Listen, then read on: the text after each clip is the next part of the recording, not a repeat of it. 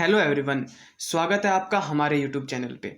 आज के वीडियो में हम करेंगे इलेक्ट्रोस्टैटिक से जो हम कंसेप्ट लेकर के चल रहे थे कैपेसिटर का, उसके अंदर थोड़ा सा नेक्स्ट हम मूव ऑन करते हैं अपने नेक्स्ट टॉपिक पे। तो कैपेसिटर्स के अंदर अपने पास नेक्स्ट टॉपिक है ग्रुपिंग ऑफ कैपेसिटर। ग्रुपिंग का मतलब जैसे कि 12th क्लास में आपने ध्यान हो कि सेल्स का ग्रुपिंग करते थे, कैपेसिटर का ग्रुपिंग करते थे, यानी कि आप बहुत सारे कैपेसिटर को जोड़ के एक बड़ा कैपेसिटर बनाने की कोशिश करते हैं, या फिर बहुत सारे कैपेसिटर को जोड़ के उससे कम कैपेसिटेंस का कोई कैपेसिटर बनाने की कोशिश करते हैं। देखिए, जब भी आप ग्रुपिंग करेंगे तो आप दोनों ही काम करते हैं। या तो कैपेसिटर को ज्वाइन करके आप टोटल कैपेसिटेंस इंक्रीज कर सकते हैं, या फिर कैपेसिटर को ज्वाइन करके टोटल कैपेसिटेंस डिक्रीज कर सकते हैं। अब ये इंक्रीज होगा या फिर डिक्रीज होगा, ये चीज़ डिपेंड करती है कि भैया आपने कैपेसिटर्स को सीरीज में कॉम्बिनेशन करा है या फिर पैरेलल कॉम्बिनेशन करा है। तो कॉम्बिनेशंस हमारे पास मेनली दो टाइप के हैं, या फिर ये बोल सकते हैं कि ग्रुपिंग जो है कैपेसिटर की वो दो टाइप की होती है। एक तो हमारे पास होता है सीरीज कॉम्बिनेशन या सीरीज ग्रुपिंग, दूसरा अपने पास है पैरेलल।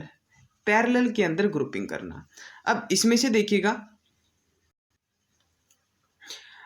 जब सीरीज में आप कंबाइन करेंगे कैपेसिटर्स को, जब सीरीज के अंदर उन सभी को जोड़ेंगे, तो आपने एक चीज़ ध्यान रखनी है कि कैपेसिटर्स के अंदर, हर एक कैपेसिटर के अंदर चार्जेज सेम रहेंगे और पोटेंशियल जो है हर एक कैपेसिटर का वो डिफरेंट रहेगा।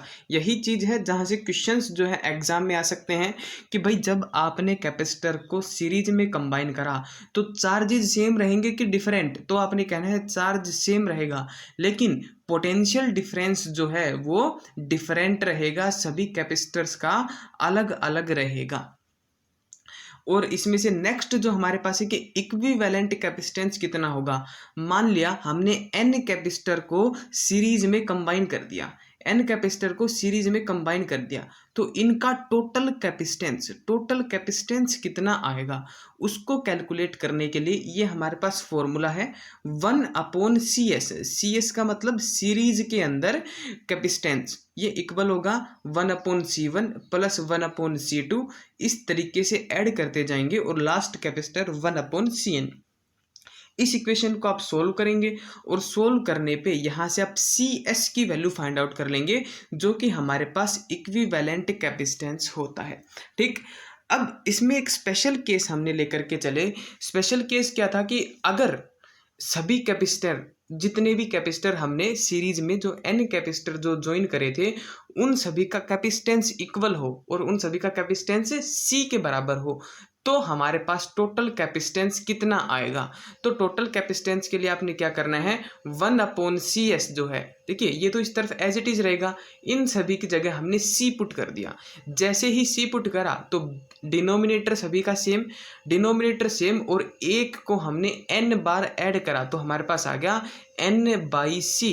यहाँ से CS की वैल्यू फाइंड आउट कर ली, C/n। ये हमारे पास था इक्विवेलेंट कैपेसिटेंस। ठीक है, नेक्स्ट पार्ट पे चलते हैं, पैरेलल कॉम्बिनेशन। यानी कि पैरेलल कॉम्बिनेशन अगर हम कर दें कैपेसिटर्स का तो क्या सिस्टम है, तो किस तरीके से क्या होगा। अब यहाँ पे देखिएगा, जब आप कैपेसिटर्स को पैरेलल कंबाइन करेंगे तो उनके बीच का पोटेंशियल डिफरेंस सेम रहेगा, लेकिन कैपेसिटर्स पे जो चार्जेज हैं वो डिफरेंट रहेंगे। Same potential difference, different charges. अब इसको याद करने का देखिए एक बेस्ट मेथड हमारे पास है।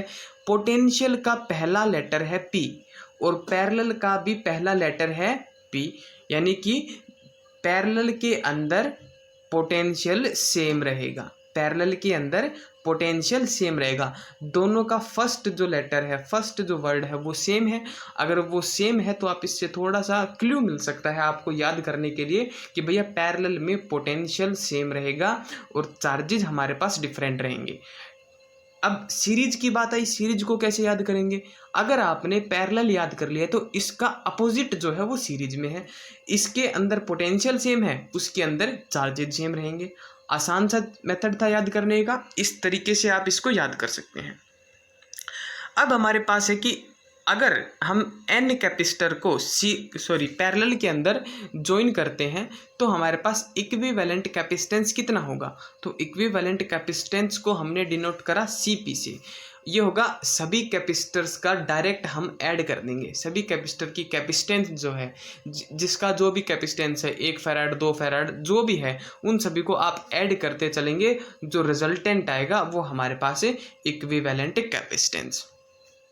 इसमें से देखिएगा हमारे पास अगर इन सभी कैपेसिटर की कैपेसिटेंस सेम हो और कितने के इक्वल हो, C के इक्वल हो, तो नेट कैपेसिटेंस कितना आएगा। तो नेट कैपेसिटेंस हमारे पास आएगा N इंटू C के इक्वल। ठीक है, ये दो केस था। अगर सीरीज की हम बात करें तो वो आ रहा था C अपॉन N के इक्वल और पैरेलल की अगर बात करें तो आ रहा है N इंटू C के इक्वल। ये इक्विवेलेंट कैपेसिटेंस अगर आप n इक्वल कैपेसिटर को ऐड करते हैं, एक बार सीरीज में एक बार पैरेलल के अंदर। ये दोनों इंपॉर्टेंट केसेस हैं, दोनों आपने याद रखने हैं। एग्जाम में यहीं से क्वेश्चंस आने के चांसेस होते हैं कि भैया फॉर्मूला क्या है इक्विवेलेंट कैपेसिटेंस कैलकुलेट करने का सीरीज में और पैरेलल में, तो आपने ये चीज़ें याद रखनी है। दूसरी चीज़ और देखिएगा, यहाँ से एक चीज़ समझने की कोशिश करिए। जब आप ज़्यादा कैपेसिटर को पैरेलल में ऐड करेंगे तो वो डायरेक्ट एक दूसरे के अंदर ऐड होंगे। इसका मतलब है टोटल कैपेसिटेंस हमारे पास इंक्रीज हो गया। ठीक है ना, टोटल कैपेसिटेंस इंक्रीज हो गया। लेकिन सीरीज कॉम्बिनेशन में ऐसा नहीं था। जब आपने n कैपेसिटर को ऐड करा तो देखिए जो टोटल कैपेसिटेंस था उसको n से हमने डिवाइड करा, यानी कि जो नेट कैपेसिटेंस हमारे पास आया वो एक कैपेसिटर की कैपेसिटेंस से भी कम आएगा, यानी इसमें जो कैपेसिटेंस है वो डिक्रीज हुआ। ये चीज़ भी ध्यान रखिएगा, पैरेलल कॉम्बिनेशन के अंदर कैपेसिटेंस इंक्रीज होगा और सीरीज कॉम्बिनेशन के अंदर कैपेसिटेंस डिक्रीज होगा। अब ये देखिएगा, ये इम्पोर्टेंट रिलेशन है और ये एज ए क्वेश्चन आपके एग्जाम में पूछा जाएगा। आपसे क्या कहा कि Cp और Cs यानी कि equivalent capacitance in parallel combination और equivalent capacitance in series combination, इन दोनों के बीच का रिलेशन फाइंड आउट करिए। तो इनके बीच का रिलेशन फाइंड आउट करने के लिए देखिए सिंपल सा था, कुछ नहीं था। Cs की वैल्यू थी C अपॉन N, Cp की वैल्यू थी N इंटू C, अभी कैलकुलेट करी थी लास्ट में। हमने क्या करा, पहली वैल्यू को इसको 1 नंबर इक्वेशन दे दिया, इसको 2 नंबर इक्वेशन नाम दे दिया। पहले इक्वेशन को दूसरी इक्वेशन से डिवाइड कर दिया। इस तरफ आ गया Cs अपॉन Cp और इस तरफ देखिए C बाई N, ये Cs की वैल्यू, और इसको डिवाइड कर रहे हैं N इंटू C से, तो यह आ गया 1 upon N into C। C से C कैंसिल कर दिया, हमारे पास आ गया Cs upon Cp is equal to 1 upon N square. और यहाँ से हमने Cp की वैल्यू फाइंड आउट कर ली और Cp की वैल्यू हमारे पास आई N स्क्वायर इंटू में Cs। ये हमारे पास इन दोनों के बीच का रिलेशन है जो कि बहुत ही इम्पोर्टेंट है। आप इसको मोस्ट इम्पोर्टेंट मार्क करके चलिए फिजिक्स के लिए कि भैया पैरेलल कॉम्बिनेशन और सीरीज कॉम्बिनेशन के बीच का रिलेशन क्या है। तो Cp is equal to N square into Cs, ये इनके बीच में कैपेसिटेंस का रिलेशन है। अब ये तो था, अभी हमने बात करी कि कैपेसिटर्स को जब हम कंबाइन करते हैं तो किस तरीके से हमने बिहेव करना है, या फिर कैपेसिटर्स किस तरीके से बिहेव करते हैं। इसके साथ एक और चीज़ हमारे पास है कि ड्रॉप्स का भी कॉम्बिनेशन होता है। जैसे कि बारिश है, बारिश में 2 बूंदें हैं, बहुत बार ऐसा होता है वो 2 बूंद मिलके एक बड़ी बूंद बना देती हैं, या फिर बहुत बार ऐसा भी होता है कि एक बड़ी बूंद 2 या 2 से ज़्यादा छोटी बूंदों के अंदर टूट जाती है, बिखर जाती है। तो दोनों ही केसेस हमारे पास पॉसिबल है, यानी कि एक बहुत बड़ी बूंद छोटी छोटी बूंद के अंदर भी टूट सकती है, या फिर छोटी छोटी बूंदें मिलके एक बड़ी बूंद भी बना सकती हैं, कोई बड़ा ड्रॉप भी बना सकती हैं। तो इस कंडीशंस के अंदर वो ड्रॉप्स जो है वो किस तरीके से बिहेव करेंगी, उस चीज़ के लिए 4 फॉर्मूले हैं लगभग, वो 4 फॉर्मूले आपने याद करने हैं। तो सबसे पहली बात तो when a small drop makes a bigger drop, तो volume of drop is equal to bigger drop. इसका मतलब क्या है, मान लिया 4 छोटी छोटी बूंदें मिलके एक बड़ी बूंद बनाएंगी, तो इनका जो नेट वॉल्यूम था और इसका जो नेट वॉल्यूम है वो सेम रहेगा, यानी कि वॉल्यूम चेंज नहीं होगा। दूसरी बात, कम्बिनेशन ऑफ ड्रॉप्स जो है वो based on conservation of charges, charges के कंजर्वेशन पे डिपेंड है। देखिए ये ड्रॉप्स का क्या मतलब है यहाँ पे, इसमें आप एक काम करिए, कम्बिनेशन ऑफ चार्जेज कर लीजिए, ठीक है ना। अगर हमारे पास n ड्रॉप्स जो हैं वो मिलके एक बड़ा ड्रॉप बनाते हैं, तो जो नए ड्रॉप पे चार्ज होगा वो कितना होगा, n इंटू क्यू के इक्वल। यहाँ पर जो क्यू है ये पुराने ड्रॉप पे चार्ज था। मान लिया हमारे पास छोटी छोटी n ड्रॉप्स थी, हर एक ड्रॉप पे चार्ज था क्यू, इन सभी ने मिलके एक बड़ा ड्रॉप बनाया। अब इस बड़े ड्रॉप पे कितना चार्ज आएगा, वो आएगा n इंटू में क्यू, ठीक है। सेकंड इसी तरीके से है कि पोटेंशियल कितना है, पोटेंशियल कितना आएगा नए ड्रॉप पे, तो नया जो ड्रॉप है उस पे पोटेंशियल अपने पास आएगा v dash is equal to n की पावर 2/3 इंटू वी, n की पावर 2/3 इंटू में v, ये हमारे पास नए ड्रॉप का पोटेंशियल है। यहाँ पर n है नंबर ऑफ ड्रॉप्स और v है पुरानी ड्रॉप पे पोटेंशियल कितना था, यानी कि जो छोटी जो ड्रॉप थी उस ड्रॉप का एक का कितना पोटेंशियल था, और ये हमारे पास आ गया नेट जो पोटेंशियल है वो।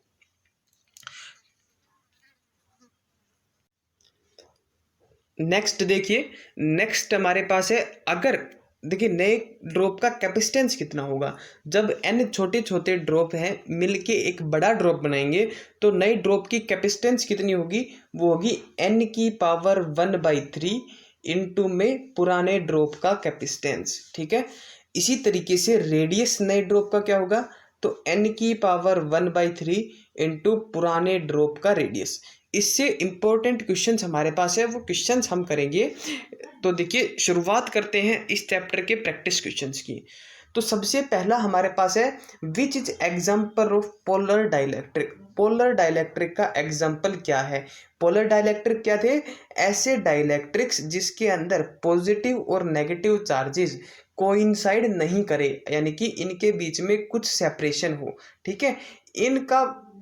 इन जो डाइलेक्ट्रिक्स हैं इनका नाम हमने दिया पोलर डाइलेक्ट्रिक्स।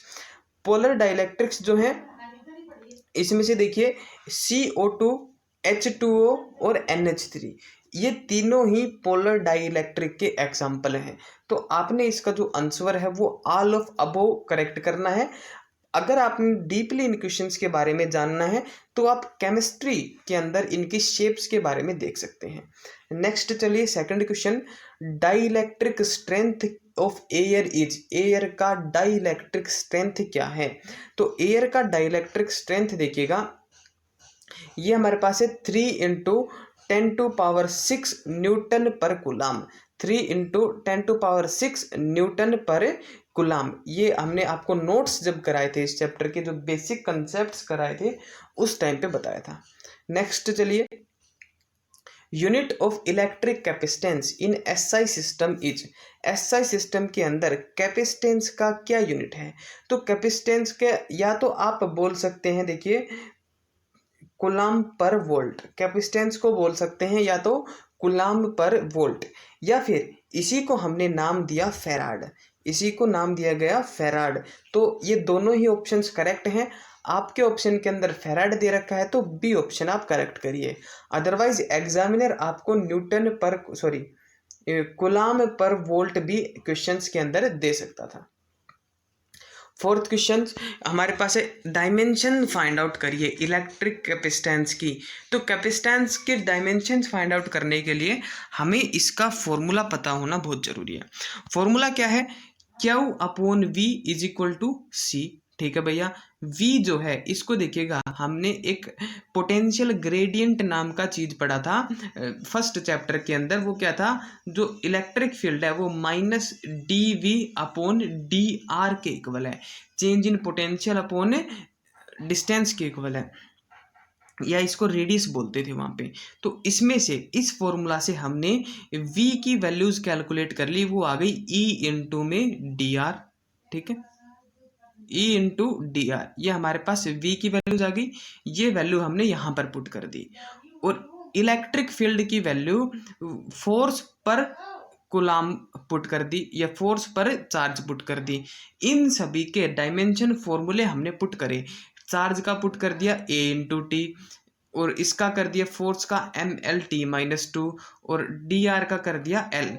यहाँ से इन सभी को जब हमने सोल्व करा तो हमारे पास कैपेसिटेंस के डायमेंशंस आ गए M-1, L-2, T4, A2। ठीक है, तो हमारे पास जो है राइट ऑप्शंस क्या है, राइट ऑप्शन हमारे पास A ऑप्शन है। नेक्स्ट क्वेश्चन पे चलिए। नेक्स्ट क्वेश्चन हमारे पास है capacitance of spherical conductor is proportional to. जो स्फेरिकल कंडक्टर होते हैं उनका कैपेसिटेंस किसके प्रोपोर्शनल है? Mass of sphere, radius of sphere, volume of sphere, या नन ऑफ दीज। तो सबसे पहले जो कैपेसिटेंस है स्फेरिकल कंडक्टर का वो होता है 4πr इंटू में, देखिए सॉरी 4πε0 इंटू में r। ये हमारे पास कैपेसिटेंस है स्फेरिकल कंडक्टर का एयर के अंदर। इसमें से जो देखिए ये किसके प्रोपोर्शनल है, जो कैपेसिटेंस है वो प्रोपोर्शनल किसके है? आर के, यानी कि कैपेसिटेंस जो प्रोपोर्शनल है वो किसके है? रेडियस ऑफ स्फीयर के। तो बी जो ऑप्शन है ये हमारे पास है राइट ऑप्शन है। नेक्स्ट चलिए 6th क्वेश्चन पे। Coulomb per volt is equal to, coulomb per volt किसके इक्वल है? फैराड के, गॉस के, स्टेट के, या हेनरी के। तो कूलाम पर वोल्ट किसके इक्वल है भैया? अभी बताया था कुछ ही सेकंड पहले कि ये फैराड के इक्वल है, क्योंकि इसको हम लिखते हैं C is equal to Q/V। तो कैपेसिटेंस का यूनिट है फैराड, और इसको Q को लिख दिया C, यानी कि कूलाम पर वोल्ट। आगे बात समझ में। नेक्स्ट क्वेश्चन पे आइए। What is CGS unit of capacitance? Capacitance का CGS यूनिट क्या है भैया? इसका ऐसा यूनिट है कूलाम पर वोल्ट। ठीक है, CGS यूनिट क्या है? State coulomb upon state volt, यानी कि बी ऑप्शन है, state coulomb upon state volt. ये हमारे पास इसका CGS यूनिट है, इसको आप याद कर लीजिए, नई चीज है ये आपके लिए। State coulomb upon state volt जो है कैपेसिटेंस का CGS यूनिट है। 8th क्वेश्चन पे आइएगा। When distance between plate of parallel plate capacitor increases, then the capacitance increase, decrease, same, या none of these। यानी कि जब डिस्टेंस उनके बीच का इंक्रीज करेंगे तो कैपेसिटेंस पे क्या फर्क पड़ेगा? तो सबसे पहले देखिए पैरेलल प्लेट कैपेसिटर की कैपेसिटेंस है A/0/D। ये हमारे पास पैरेलल प्लेट कैपेसिटर की कैपेसिटेंस है। इसमें से अगर आप डिस्टेंस को इंक्रीज करेंगे, देखिए जो कैपेसिटेंस है वो क्या है? इनवर्स प्रोपोर्शन में है डिस्टेंस के, यानी कि अगर आपने डिस्टेंस को इंक्रीज करा तो कैपेसिटेंस डिक्रीज हो जाएगा, यानी कि इसका हमारे पास बी ऑप्शन जो है ये राइट ऑप्शन है। नेक्स्ट क्वेश्चन पे आइए। The dielectric constant of an object is always greater than 0, 0.5, 1 या 2। देखिए डाइलेक्ट्रिक कांस्टेंट जो है हमारे लिए एयर का होता है 1। ठीक, उसके बाद मेटल्स के लिए डाइलेक्ट्रिक कांस्टेंट है इन्फिनिटी, और बीच के जितने भी हमारे पास है उनके लिए होता है ग्रेटर देन 1, एक से बड़ा। एक मिनट रुकिए, ये होता है ग्रेटर देन 1। ठीक है ना, तो किसी भी चीज का डाइलेक्ट्रिक कांस्टेंट मिनिमम 1 हो सकता है या फिर 1 से बड़ा होगा। तो जो इसका जो ऑप्शन है हमारे पास सी ऑप्शन ये राइट ऑप्शन है। 10th क्वेश्चन पे आइए। When a glass rod is inserted between plate of parallel plate capacitor, then its capacitance increase, decrease, same, या none of these। जब आप एक ग्लास रोड को उसके दो कैपेसिटर, देखिए ये पैरेलल प्लेट कैपेसिटर है, मान लिया ये हमारे पास पैरेलल प्लेट कैपेसिटर है, इसके बीच में आपने ग्लास रोड इंसर्ट कर दिया। अब बताइए इसका कैपेसिटेंस इंक्रीज होगा कि डिक्रीज होगा? तो भैया आप हमेशा याद रखिए, जब भी आप कैपेसिटर के प्लेट्स के बीच में कोई डाइलेक्ट्रिक कांस्टेंट के का मीडियम पुट करते हैं तो उसका कैपेसिटेंस इंक्रीज हो जाता है। A option is right option. इसका फॉर्मूला होता है K इंटू A/0 अपॉन में D। के यहाँ पर है जो मीडियम है उनके बीच में उसका डाइलेक्ट्रिक कांस्टेंट। अब एयर के अलावा आप कोई भी चीज़ यहाँ पर इंसर्ट करेंगे तो उसका डाइलेक्ट्रिक कांस्टेंट ग्रेटर देन 1 रहेगा, ग्रेटर देन 1 रहेगा। और अगर डाइलेक्ट्रिक कांस्टेंट ग्रेटर देन 1 है तो ये वैल्यू भी इंक्रीज हो जाएगी। तो इसका जो राइट ऑप्शन है वो हमारे पास है इंक्रीज, यानी कि ए। सेम क्वेश्चन सेकंड है, when a silicon plate is inserted between plate of capacitor then its capacitance। अब की बार भी आपने कैपेसिटर के प्लेट्स के बीच में कुछ इंसर्ट करा है तो इसका आंसर आएगा इंक्रीज, ये हमेशा याद रखिए। ठीक है, तो आज की वीडियो में इतना ही, बाकी सब करेंगे नेक्स्ट वीडियो में। थैंक यू, जय हिंद, जय भारत। हमारे चैनल को शेयर कीजिए और सब्सक्राइब कीजिए।